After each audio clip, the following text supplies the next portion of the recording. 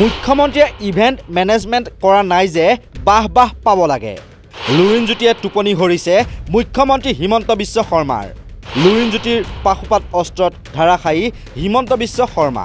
টাৰ্চেন মিট্টলৰ সৈতে মুখ্যমন্ত্ৰী হিমন্ত বিশ্ব শৰ্মাৰ কোন নিকট আত্মীয় মহিলাৰে আছে ঘনিষ্ঠ সম্পৰ্ক? অসমৰ এগৰাকী ব্যৱসায়ী উদ্যমী মহিলাৰে আছে সম্পৰ্ক, যিগৰাকী মহিলাই অসমীয়া বোলছবিও প্ৰযোজনা কৰে। সেইগৰাকী মহিলাৰ লগত টাৰ্চেন মিট্টলৰ থকা সম্পৰ্কৰ বাবেই জুবিনৰ প্ৰাক্তন মেনেজাৰ টাৰ্চেন মিট্টলক জেৰা কৰা নাই নেকি SITয়ে?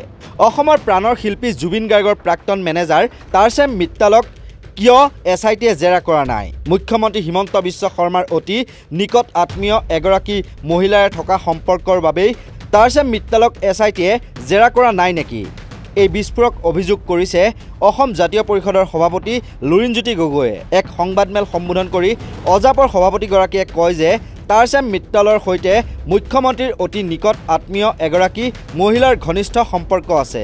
এই বিশেষ মহিলাগৰাকীয়ে থকা ঘনিষ্ঠ সম্পৰ্কৰ বাবেই টাৰ্চেন মিট্টলক তদন্তৰ আওতালৈ অনা নাই বুলিও মুখ্যমন্ত্ৰীক প্ৰশ্ন কৰে লুৰিণজ্যোতি গগৈয়ে। এই সন্দৰ্ভত প্ৰশ্ন কৰি লুৰিণজ্যোতি গগৈয়ে কয়, ৰাইজৰ মাজত ব্যাপক চৰ্চা চলিছে যে অসমৰ এগৰাকী ব্যৱসায়ী উদ্যমী মহিলা, যিগৰাকী মহিলাই বোলছবিও প্ৰযোজনা কৰে, সেইগৰাকী মহিলাৰ লগত টাৰ্চেন মিট্টলৰ সম্পৰ্ক আছে আৰু মুখ্যমন্ত্ৰীৰো সেই মহিলাগৰাকীৰ লগত নিকট সম্পৰ্ক আছে। গতিকে মিট্টলক অলপ আঁতৰাই ৰখা হৈছে। জুবিন গাৰ্গৰ সৰলতা, মনৰ বিশালতাৰ সুযোগ লৈ যদি কোনোবাই বিশাল আৰু ব্যাপক বজাৰ খুলিছে, তেনেহ'লে তাৰ মূল খলনায়কগৰাকী হৈছে টাৰ্চেন মিট্টল। এটা সময়ত অসমৰ তেল বাবাউনীলৈ নিয়াৰ প্ৰতিবাদ হৈছিল। এই মিট্টল হৈছে বাবাউনীৰ শোধানাগাৰটোৰ নিচিনা। বাহিৰত থাকি কাম কৰি থাকে আৰু সিদ্ধাৰ্থ শৰ্মা, সিদ্ধাৰ্থ 2Dৰ দৰে মানুহবোৰ হৈছে পাইপলাইনৰ নিচিনা। ৰাইজৰ মাজত ব্যাপক এটা চৰ্চা চলিছে যে অসমৰ এগৰাকী ব্যৱসায়ী উদ্যমী মহিলাৰ লগত, যিগৰাকী মহিলাই বোলছবিও পৰিচালনা কৰে, বোলছবিও প্ৰযোজনা কৰে, সেই মহিলাগৰাকীৰ লগত টাৰ্চেন মিট্টলৰ এটা সম্পৰ্ক আছে আৰু সেইটো মুখ্যমন্ত্ৰীৰো সেই মহিলাগৰাকীৰ লগত নিকট সম্পৰ্ক, ওচৰ সম্পৰ্ক আছে। গতিকেই টাৰ্চেন মিট্টলক অলপ আঁতৰাই ৰখা হৈছে নেকি? অসমত চলি থকা বিভিন্ন ধৰণৰ অনুষ্ঠান প্ৰতিষ্ঠান, বিভিন্ন যিবোৰ অনুষ্ঠান হয় অসমত, এই গোটেই প্ৰক্ৰিয়াটোৰ লগত টাৰ্চেন মিট্টল জড়িত, সেই উদ্যমী মহিলাগৰাকী জড়িত। তাৰ কাৰণে টাৰ্চেন মিট্টলক এই গোটেই তদন্ত প্ৰক্ৰিয়ালৈ মাতি অনা নাই নেকি? তাৰমানে তেওঁক কিয় এই অকমানো নমতাৰ কাৰণটো কি? এইটো আমি বুজি পোৱা নাই। কাৰণ বিভিন্ন ধৰণৰ কাৰোবাৰ মেছেজ পাইছে, তাকে মাতি আনিছে।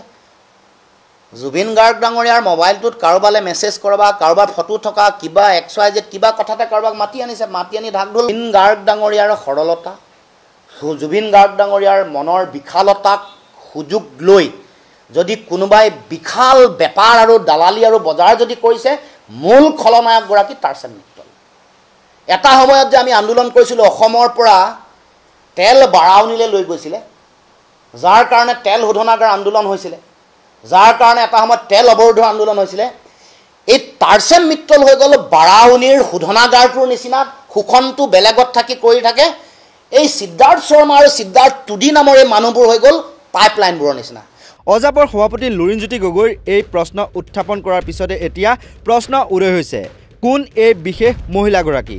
এই প্ৰভাৱশালী মহিলাগৰাকীয়ে ৰাজ্যৰ উদ্যমী ব্যৱসায়ী হোৱাৰ লগতে এগৰাকী অসমীয়া চিনেমাৰ প্ৰযোজকো। লুৰিণজ্যোতি গগৈয়ে নাম উল্লেখ নকৰিলেও মুখ্যমন্ত্ৰীৰ অতি নিকট আত্মীয় সেই উদ্যমী মহিলাগৰাকী কোন সেয়া সচেতন লোকে ধৰিব পাৰিছে। একেখন সংবাদমেলতে মুখ্যমন্ত্ৰীয়ে জনজাতীয় লোকক অপমান কৰাৰ গুৰুতৰ অভিযোগ উত্থাপন কৰে লুৰিণজ্যোতি গগৈয়ে।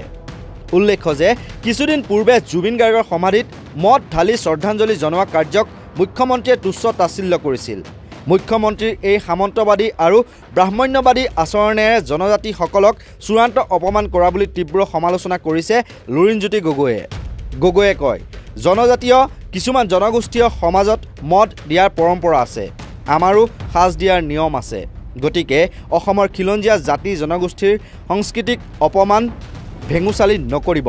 খিলঞ্জীয়া জনগোষ্ঠীক অপমান কৰা কথা নকবলৈ মুখ্যমন্ত্ৰীক সকীয়াই দিব খুজিছোঁ। এয়া আমাৰ ঐতিহ্য পৰম্পৰা। প্ৰতিগৰাকী খিলঞ্জীয়া লোকৰ ঐতিহ্য পৰম্পৰা আছে।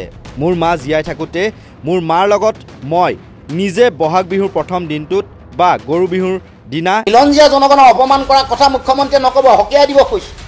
আমাৰ পৰম্পৰা আৰু ঐতিহ্যক এনেকৈ আঙুলি ভেঙুচালি নকৰিব। এয়া আমাৰ ঐতিহ্য পৰম্পৰা। জনজাতীয় ৰাইজৰ পবিত্ৰ এই ভূমিত, এই পবিত্ৰ মানে যি থলী আছে, সেই থলীত জনজাতীয় যিটো মদ দিয়াৰ এটা পৰম্পৰা আছে। এইটো আপোনালোকে সেইবোৰ আকৌ অসমৰ খিলঞ্জীয়া জাতি জনগোষ্ঠীৰ যিটো সংস্কৃতি তাক অপমান নকৰিব। মই নিজে আহোম, আমাৰো আমি বহাগৰ বিহুত গৈ প্ৰথম বহাগ বা গৰু বিহুৰ দিনাখন মৰিশালীলৈ গৈ মৈদামলৈ গৈ আমি সাঁজ দিয়াৰ আমাৰ নিয়ম আছে। গতিকে এইবোৰত আকৌ ভেঙুচালি নকৰিব। আপোনালোকে বিগত সময়ছোৱাত মদৰ দোকান কিমান ডাঙৰ, কিমান বেছি কৰিলে, কিমান কৰ তালিকাখন কিমান ৰাজহ লয়, এই তালিকা দেখুৱালে আপোনালোকে নিজে লাজত থাকিব নোৱাৰে। মদ খাই কোনোবা গৈছে তাৰ দায়িত্বত আপোনালোকৰ আছে, আপোনালোকৰ পুলিচ আছে, প্ৰশাসন আছে, ফুক মাৰি থাকে ৰাস্তাই ঘাটে, তাতো আপোনালোকে ফুক মৰক, যাবলৈ নিদিব। দলীয় পতাকা লৈ বিজেপিয়ে জুবিন গাৰ্গৰ ন্যায় যাত্ৰা কৰা কাৰ্যকো তীব্ৰ ভাষাৰে সমালোচনা কৰে লুৰিণজ্যোতি গগৈয়ে। আন কোনো দলেতো দলীয় পতাকা লৈ জুবিন গাৰ্গৰ ন্যায় বিচাৰি ৰাজপথত নমা নাই, কিন্তু বিজেপিয়ে দলীয় পতাকা লৈ ৰাজপথত নমাটোৱে ৰাজনীতিকৰণকে বুজাইছে। তেওঁ কয়, বিজেপিয়ে যে ৰাজপথত নামিছে প্ৰশ্ন হয়, বিজেপিয়ে কাৰ ওচৰত, মুখ্যমন্ত্ৰীৰ ওচৰত নে ন্যায়পালিকাৰ ওচৰত ন্যায় বিচাৰিছে?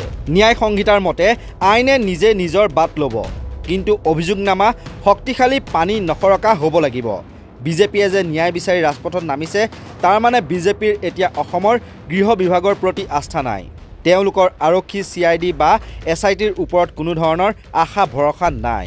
মুখ্যমন্ত্ৰীয়ে ইভেণ্ট মেনেজমেণ্ট কৰা নাই যে ইয়াৰ কাৰণে তেওঁ বাহ পাব লাগে। চৰকাৰৰ প্ৰশাসনৰ মুৰব্বী হিচাপে জুবিন গাৰ্গৰ অন্ত্যেষ্টিক্ৰিয়া কৰাটো মুখ্যমন্ত্ৰী হিচাপে নৈতিক আৰু প্ৰশাসনীয় দায়িত্ব। তাৰ বাবে তেওঁ কিয় ৰাইজৰ পৰা স্বীকৃতিৰ দাবী কৰিছে বুলিও প্ৰশ্ন কৰে লুৰিণজ্যোতি গগৈয়ে। এইবোৰ কৰি মুখ্যমন্ত্ৰীয়ে জুবিন গাৰ্গৰ মৃত্যুক লৈ ৰাজনীতি কৰা বুলিও অভিযোগ কৰে অসম জাতীয় পৰিষদৰ সভাপতিগৰাকীয়ে। নিউজ ডেস্কৰ ৰিপৰ্ট, নৰ্থ ইষ্ট নাও।